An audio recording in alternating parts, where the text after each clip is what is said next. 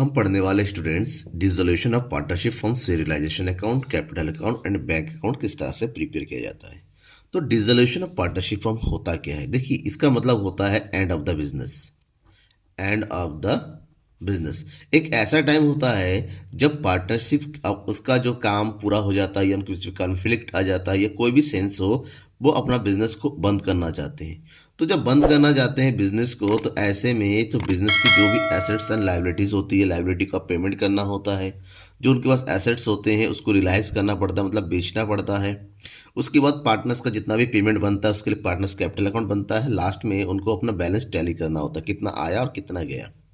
तो इस पूरी प्रोसेस में डिसोल्यूशन में इस 3 मेन अकाउंट को बनाना पड़ता है उनको, जिसमें सबसे इंपॉर्टेंट है रियलाइजेशन अकाउंट। और इसमें अक्सर बच्चे कंफ्यूज होते हैं रियलाइजेशन अकाउंट में। तो कंफ्यूज नहीं होना है, पूरा वीडियो देखना है, कंफ्यूजन को दूर करना है आपको, ठीक है।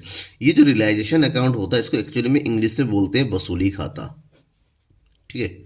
वसूली खाता क्यों कहते हैं? क्योंकि बिजनेस के पास जो भी पार्टनरशिप बिजनेस होता है ना, जो बिजनेस करते करते उनके पास काफ़ी सारे एसेट्स बन जाते हैं, उनके पास काफ़ी सारी लाइबिलिटीज़ हो जाती है, क्योंकि बिजनेस क्लोज कर रहे हो, इसके बाद आपका कोई एग्जिस्टेंस नहीं होगा बिजनेस का। तो बिजनेस के बाद जो भी प्रॉपर्टी है या बिजनेस की जो भी लाइबिलिटी है, लाइबिलिटी को तो पेमेंट करोगे ही आप। तो यहाँ पर क्या किया जाता है, जब रियलाइजेशन अकाउंट बनाया जाता है आपका, तो सबसे पहले आपके पास जो एसेट्स है और जो लाइबिलिटी है उसको लिखा जाता है कि रिलाइज करने के लिए कितने एसेट्स है, पेमेंट करने के लिए कितनी लाइबिलिटी है। तो जो भी एसेट्स है उसको आप डेबिट साइड में, टू साइड में एंट्री कर दीजिए, जो भी एसेट्स है, बट कैश को छोड़ के, कैश एंड बैंक बैलेंस को छोड़ के। पार्टनर्स को लोन भी नहीं आता इसमें। तो कैश एंड बैंक को छोड़ के जो भी एसेट्स है जिसको आप बेच सकते हैं, जिससे आप पैसे वसूल कर सकते हैं, उन सब की एंट्री आप डेबिट साइड में करेंगे। और जो भी आपकी लाइबिलिटी है, ठीक है ना, जिस जो भी आपकी लाइबिलिटीज है, पार्टनर्स कैपिटल अकाउंट को छोड़ के, पार्टनर्स के लोन को छोड़ के, उन सबको छोड़ के, जो जिसका भी पेमेंट आपको किसी बाहरी आदमी को करना है, बाहरी मतलब पार्टनर का छोड़ के, तो उन सब की एंट्री हम क्रेडिट साइड में करेंगे। तो ये तो हो गया कि ये हमें पेमेंट करना है और ये हमें जो है बेचना है, यानी कि उससे पैसे वसूल करने हैं। तो उसके बाद जो जो आइटम आप बेच दोगे, ठीक है ना, एसेट्स रिलाइज जो जो आप बेच दोगे उसकी एंट्री हम क्रेडिट साइड में करेंगे। और जिस जिस लाइबिलिटी के हम पेमेंट कर चुके हैं होंगे, तो उसको टू बैंक करके कहाँ कर देंगे? क्रेडिट साइड में कर देंगे। तो ऐसे में इन दोनों का जितना भी आया और जितना भी गया, इन दोनों का डिफरेंस निकाला जाता है। किस तरह से करेंगे? हम एक क्वेश्चन को सॉल्व करते हुए पता कर लेंगे, क्योंकि ऐसे समझना, ठीक है ना, थ्योरेटिकल वे में और प्रैक्टिकल वे में समझना अलग चीज़ होता है। चलो एक क्वेश्चन करके समझते हैं कि एक्चुअली में रियलाइजेशन अकाउंट बनता क्या है, ठीक है। तो ये देखिए क्वेश्चन लिया है मैंने। क्वेश्चन कौन सा है? क्वेश्चन नंबर 13, ठीक है। ये एक्चुअली में डीके गोयल बुक है, अगर आपके पास बुक है तो वहां देख सकते हैं। डीके गोयल का बुक का पेज नंबर 6.89 और question number 13 dissolution of partnership firm का क्वेश्चन दे रखा है। Following is the balance sheet of Ramji Lal and Panna Lal as at 31 March 2021। उनके पास एसेट लाइबिलिटी है, एसेट्स है, एसेट्स में क्या है? Goodwill, furniture, plant, debtors, provision, bank. Provision जो होता है ना, रियलाइजेशन में ध्यान में रखना, ये एज ए लाइबिलिटी ट्रीट करते हैं। इधर कैपिटल दे रखा है, रिजर्व है, compensation, workman compensation reserve given है, क्रेडिटर्स है, बिल्स पेबल है। अब नीचे एडिशनल इन्फॉर्मेशन गिवन में क्या क्या है? Machinery 10% less than book value, machine को बेचा जा रहा है बुक वैल्यू के 10% कम पे, यानी कि जो भी है उससे कम। प्लांट को 12,500 में को और गुडविल को 2,520 में, ठीक है। ये रियलाइजेशन वैल्यू है। Ramji Lal is took over debtors amounting to 6,800 at 6,000। Ramji Lal जो है डेप्टर्स जो है, यानी कि ये जो डेप्टर्स 10,000 उसके डेप्ट इतने में से 6,800 का डेप्टर्स वो 6,000 में ले रहा है, यानी कि 800 रुपये का लॉस हो गया। डजंट मैटर, रियलाइजेशन जितने में हो जाए उतना आपको ध्यान में रखना है। रिमेनिंग डेप्टर्स पर रिलाइज एट 90%। तो 10,800 में से 6,800 तो रामजी ले रहा है, तो बचा कितना? 4,000 को 90% बुक वैल्यू पे रिलाइज किया गया है, ठीक है। One bill of 600 under discount have been dishonoured had to be taken up by them. एक बिल है 6,600 रुपये का जो डिस्काउंट करा था, उसको पेमेंट करना पड़ेगा। तो इसको पेमेंट करना है, पेमेंट साइड मतलब डेबिट साइड में डालना है। The bill payable of 2,600 as be assumed by Panna Lal. ये जो बिल्स पेबल है 2,600, तो जितने का है उतना को ही पन्ना लाल खुद पे कर रहा है, ठीक है ना। Creditors are paid up discount of 10%। जो क्रेडिटर्स है 5,400 उसको 10% लेस पे पेमेंट करना है। एक चीज़ ध्यान में रखिएगा, अगर लायबिलिटी का पेमेंट का इन्फॉर्मेशन दे रखा है तो सही है, नहीं दे रखा है तो हमेशा 100% बुक वैल्यू पे ही इसको पेमेंट किया जाता है। An amount of 2500 has to be paid for workman compensation. Workman compensation के लिए 2500 पेमेंट करना है। हमारे पास क्या गिवन है 2000। देखिए वैसे तो वर्कमैन कंपनसेशन रिजर्व वर्कमैन की होने वाली जो किसी भी तरह के नुकसान को भरपाई के लिए डाला जाता है। अगर वर्कमैन कंपनसेशन रिजर्व से रिलेटेड नीचे कोई एडिशनल इन्फॉर्मेशन नहीं गिवन है यहाँ पर, तो कंप्लीट अमाउंट जो है कैपिटल अकाउंट में हम ट्रांसफ़र कर देंगे, डिस्ट्रीब्यूट कर देंगे। लेकिन अगर हमारे पास एडिशनल इन्फॉर्मेशन है तो जो भी एडिशनल इन्फॉर्मेशन है उससे रिलेटेड उतना अमाउंट जो है हम उसको ट्रांसफ़र करेंगे रियलाइजेशन अकाउंट में, और साथ ही पेमेंट साइड की भी एंट्री कर देंगे। कैसे करेंगे ये बताता हूँ। और लिक्विडेशन एक्सपेंसेस दे रखा है 400, मतलब क्या है, रियलाइजेशन एक्सपेंसेस है, हमें अकाउंट बनाना है। ठीक है, शुरू करते हैं अकाउंट बनाना एक एक। ठीक है, तो ये है रियलाइजेशन अकाउंट का फॉर्मेट कंप्लीट। सबसे पहले मैंने बताया था ट्रांसफ़र करना है, तो ट्रांसफ़र करते हैं यहाँ पर टू साइड में। एसेट्स, देखिए एसेट्स क्या क्या है। एसेट्स है हमारे पास goodwill, machine, plant, debtors. Bank तो आता नहीं है, गुडविल, मशीन, प्लांट और डेप्टर्स, तो तीनों चारों को एक साथ लिख दीजिए। ये हो गया आपका goodwill 4000 to machinery 6000 to plant 12800 to debtors. अब डेप्टर्स से देखिए एक है माइनस का वैल्यू, एक है प्लस।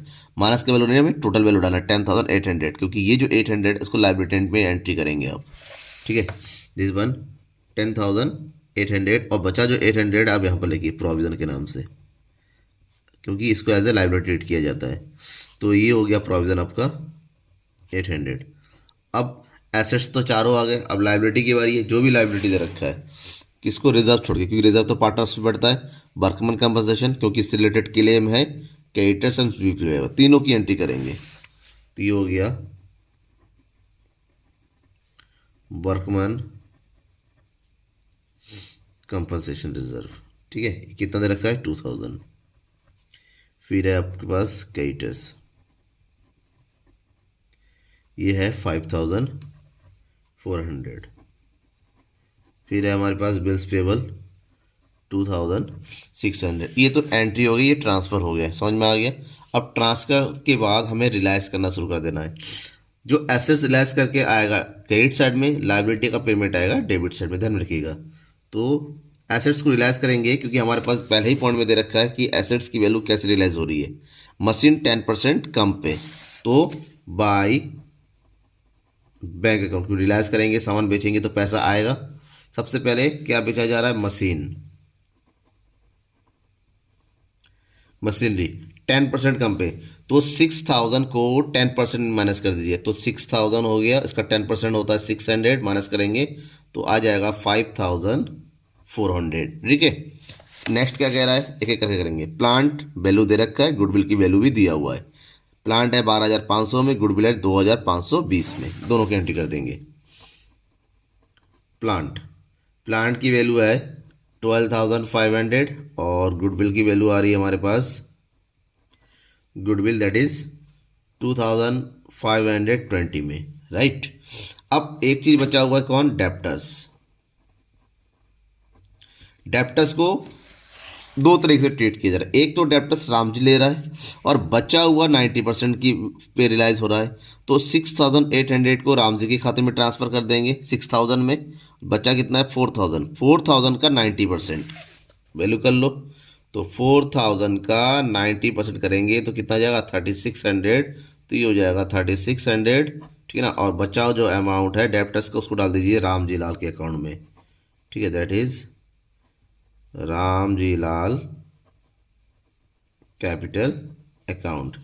क्या ले रहा है वो रखा है डेप्टर्स ऑफ 6800, कितने में, 6000 रुपीज़ में। ठीक है ना, कोई पार्टनर एसेट्स लेता है तो पार्टनर्स के कैपिटल अकाउंट में ट्रांसफर करते हैं। इधर इन चारों एसेट्स को टोटल कर देंगे, तो चारों एसेट्स का टोटल जो आएगा ये हो जाएगा 24020 रुपीज़। ठीक है, ये हो गया। अब लाइबिलिटी का पेमेंट करते हैं, सेम जैसे यहाँ पर बाई बैंक डाला, पैसा आ रहा है तो पैसा जब जाएगा तो टू बैंक करके डालेंगे, टू बैंक अकाउंट। क्या का पेमेंट करना है हमारे पास दिया हुआ है पेमेंट के टाइम में एक बिल है 600 रुपीज़ का, ठीक है ना। तो बिल डिस्काउंट करेंगे, बिल डिस्काउंट एड कर किया था और इसका अमाउंट आया हमारे पास कितना, बिल डिस्काउंटेड है 600। ओके, बिल डिस्काउंट के बाद क्रेडिटस किया जा रहा है 10% लेस पे, तो क्रेडिटस हो जाएगा। क्रेडिटस की एग्जैक्ट वैल्यू कितनी है 5400 और 5400 का 10% लेस कर दो यानी कि 540। तो 540 को लेस करेंगे हमारे पास आएगा 4860, राइट। नेक्स्ट कौन है हमारे पास, नेक्स्ट है लिक्विडेशन एक्सपेंसेस। लिक्विडेशन एक्सपेंसेस देखिए कितना रखा है, लिक्विडेशन एक्सपेंसेस 400, लिक्विडेशन एक्सपेंसेस है 400। और उसके बाद क्या बचा, एक है वर्कमैन कंपनसेशन, वर्कमैन कंपनसेशन, और वर्कमैन कंपनसेशन कितना है 2500। ठीक है, सारे निपट गए, इसको टोटल कर दीजिए, ये हो गया 8360। और लास्ट में क्या कहा जा रहा है, लास्ट में बिल्स पेबल पन्नालाल ले रहा है, तो बिल्स पेबल को पन्नालाल के अकाउंट में ट्रांसफर कर दीजिए टू पन्नालाल कैपिटल अकाउंट। ठीक है, पन्नालाल कैपिटल अकाउंट बनाएंगे तो ये क्या ले रहा है, ये हो गया बिल्स पेबल, तो दैट इज 2600। ओके, अब सब सारा कंप्लीट हो गया, अब लास्ट स्टेप बचा हुआ है, लास्ट स्टेप मतलब टोटल करने का। ये है हमारा डेबिट साइड और ये हमारा क्रेडिट साइड, तो दोनों को टोटल करेंगे। तो डेबिट साइड का टोटल करने का मतलब क्या हुआ, इधर का टोटल कर रहे हैं तो हमारे पास आ रहा है 44,560 और क्रेडिट साइड का टोटल कर रहे हैं तो हमारे पास आ रहा है 40,820। देखिए, अगर डेबिट ज़्यादा है और क्रेडिट कम है तो होता है लॉस। क्या होता है, लॉस। अब कितने का लॉस हो रहा है, 0, 4, 15 में से 8 गया 7, इधर बचेगा 3,740 रुपीज़ का लॉस हो रहा है। तो लॉस को ट्रांसफ़र करते हैं हम क्रेडिट साइड में by loss transfer to partners capital account. Partner कितने हैं, 2 है, एक कौन है रामजी लाल और दूसरा है पन्नालाल। अब इनका रेशियो तो गिवन नहीं है, जब रेशियो गिवन नहीं होता है तो उसको दोनों में इक्वल बांट देते हैं, यानी कि 3740 को 2 से डिवाइड करेंगे तो इनका अमाउंट आ जाएगा 1870। ये हो गया 1870 कंप्लीट, तो 3740 रुपीज़ का अकाउंट क्लोज। ठीक है, अकाउंट हो गया क्लोज और टोटल अमाउंट लिख दीजिए 44,560, 44,560 कंप्लीट हो गया बेटा। कोई डाउट है तो ज़रूर बताइएगा। अब रियलाइजेशन अकाउंट बनने के बाद हम बनाते हैं कैपिटल अकाउंट। कैसे बनाते हैं देखिए, कैपिटल अकाउंट जब बनाएंगे सबसे पहला तो हमारा स्टेप होता है उनका जो पुराना बैलेंस है, बैलेंस BD। और बैलेंस कहाँ पता चलेगा आपको, बैलेंस मिलेगा क्वेश्चन में। ये देखिए रामजी लाल का 16,000 है, पन्ना लाल का 10,000 है, उसकी एंट्री कर देंगे। ये हो जाएगा 16,000 और ये हो जाएगा 10,000। इसके अलावा यहीं पर रिजर्व भी दे रखा है 3,600। अब जो रिजर्व होता है ना पार्टनर्स में डिस्ट्रीब्यूट होता है, बांट दीजिए, क्योंकि कोई रेशियो दे रखा है, इक्वली बांट देंगे। तो ये हो जाएगा बाई रिजर्व 1600 का, ये हो जाएगा 1800, यहाँ पर भी हो जाएगा 1800। ठीक है, इसके अलावा अभी रियलाइजेशन अकाउंट बनाया था हमने, यहाँ पर क्या हो रहा था, लॉस 1870 का, दोनों का सेम। लॉस जो होता है ना डेबिट साइड में एंट्री करते हैं टू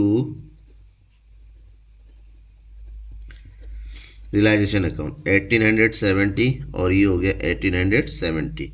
क्या हो रहा था, लॉस।